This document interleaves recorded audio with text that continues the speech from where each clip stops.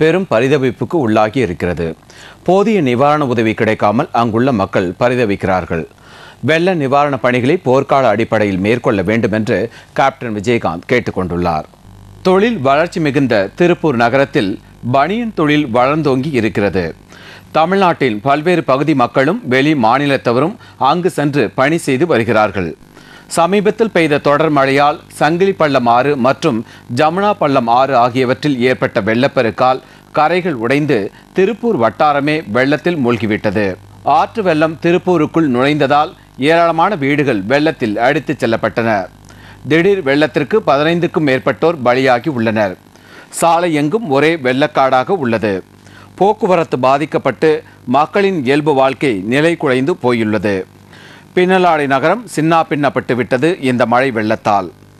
வெள்ளத்தில் வீடுகள் அடித்துச் செல்லப்பட்ட போது ஏராளமானோர் காணாமல் போய்விட்டதாக அங்குள்ள மக்கள் கண்ணீர் விட்டு அழுதபடி தெரிவித்தார்கள்.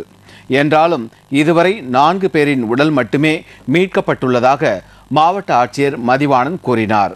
திருப்பூர் மேயர் விசாலாட்சி வெள்ளப்பகுதியை எட்டி பார்க்கவில்லை என்று கூறி அப்பகுதி மக்கள் அவரை துரத்தினார்கள்.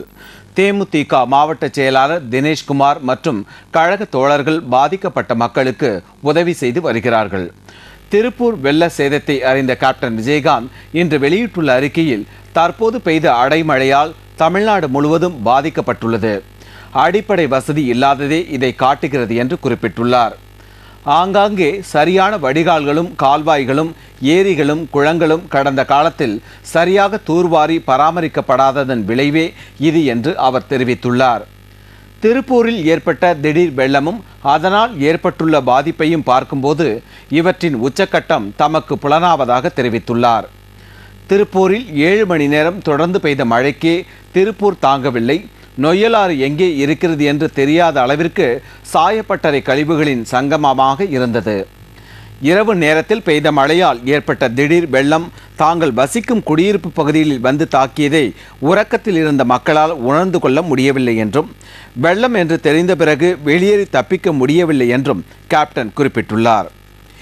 இதில் சிக்கிய பெரியவர்கள், தாய்மார்கள், குழந்தைகள் என்று பலர் தவித்துள்ளனர்.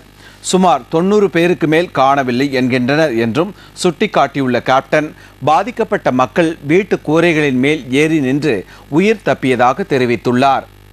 திடீர் வெள்ளம் திருப்பூரில் புகுந்த உடனேயே மாவட்ட நிர்வாகத்திற்கும் காவல்துறைக்கும் தீயணைப்புத்துறைக்கும் தகவல் தெரிவித்தும் அவர்களால் ஒன்றும் செய்ய இயலவில்லை என்றும், போதுமான பணியாளர்களோ வெள்ளத்தில் சிக்கியவர்களை மீட்கக்கூடிய சாதனங்களோ இல்லாமல் வெறுமனே இருக்கக்கூடிய நிலையே ஏற்பட்டது என்றும் குறிப்பிட்டுள்ளார். திருப்பூர் மாவட்டம் என்று அறிவித்தார்களை ஒழிய ஒரு மாவட்ட ஆட்சியர் அலுவலகத்திற்குரிய அமைப்புகளையோ பணியாளர்களையோ முழுக்க நிரப்பவில்லை என்றும், சுருங்கச் சொன்னால் மாவட்ட நிர்வாகமே ஸ்தம்பித்து விட்டது என்றும் கேப்டன் விஜயகாந்த் குற்றம் சாட்டி இருக்கிறார். திடீர் வெள்ளம் திருப்பூர் பகுதியில் உள்ள சாக்கடைகளிலும் கலந்து வீடுகளிலும் சாலைகளிலும் புகுந்துவிட்டது. இந்த நீரை வெளியேற்ற எந்த வசதியும் இல்லை. ஏற்கனவே இருந்த வடிகால் பகுதிகள் சரியாக பராமரிக்கப்படவில்லை என்றும், திருப்பூரே வெள்ளம் கலந்த சாக்கடையில் மிதக்க ஆரம்பித்துள்ளது என்றும் கேப்டன் கூறியுள்ளார். மனிதர்கள் மட்டுமல்ல, ஆடுகள், மாடுகள், பன்றிகள், நாய்கள் போன்ற உயிரினங்களும் பலியாகி வெள்ளத்தில் மிதக்கின்றன. வெள்ள நீரை வெளியேற்ற அரசு எந்த விரைவு நடவடிக்கையும் மேற்கொள்ளாதது கண்டிக்கத்தக்கதாகும் என்று குறிப்பிட்டுள்ள கேப்டன், இந்த நிலை தொடர்ந்தால் தொற்றுநோய் பரவும் அபாயம் உள்ளது என்றும் தெரிவித்துள்ளார். பாதிக்கப்பட்ட மக்களுக்கு முகாம்கள் அமைக்கப்பட்டுள்ள போதிலும் அவர்களுக்கு சரியான உணவுக்கு ஏற்பாடு செய்யவில்லை. 7 பாலங்கள் இந்த வெள்ளத்தில் இருந்த இடம் தெரியாமல் காணாமல் போய்விட்டன. இதிலிருந்தே அவற்றின் தரத்தை உணர்ந்து கொள்ளலாம் என்று அவர் மேலும் கூறியுள்ளார். திருப்பூர் ஒரு தொழில் நகரம். ஆண்டுக்கு சுமார் 20,000 கோடி ரூபாய்க்கு உற்பத்தி நடந்து சுமார் 14,000 கோடி ரூபாய் அந்நிய செலவாணி நாட்டிற்கு கிடைக்கிறது. சுமார் 6,000 கோடி ரூபாய் உள்நாட்டு வணிகமும் சம்பாதிக்கும் மாநகரமாகும் என்று விஜயகாந்த் தெரிவித்துள்ளார். இந்த மாநகருக்கு ஒரு சில மணி நேரங்கள் பெய்த மழையை கூட தாங்க முடியாத அளவிற்கு போதிய அடிப்படை வசதிகள் செய்து தரப்படவில்லை. மத்திய மாநில அரசுகளும் உள்ளாட்சி மன்றங்களும் அந்த நிதி ஒதுக்கீடுகளை என்ன செய்தார்கள் என்பதே அப்பகுதி மக்களின் மிகப்பெரிய கேள்வியாகும் என்று அவர் குறிப்பிட்டிருக்கிறார். பாதிக்கப்பட்ட மக்களுக்கு தேமுதிகவினர் தங்களால் இயன்ற அளவிற்கு மீட்பு பணியில் ஈடுபட்டுள்ளனர். உணவு மற்றும் குடிநீர் போன்றவைகளை தங்கள் செலவில் அவர்கள் மேற்கொண்டுள்ளனர் என்பதையும் அறியும் பொழுது ஆறுதலாக உள்ளது என்று கேப்டன் தெரிவித்துள்ளார். தொண்டு நிறுவனங்களும் தங்களால் இயன்ற உதவிகளை செய்து வருகிறது.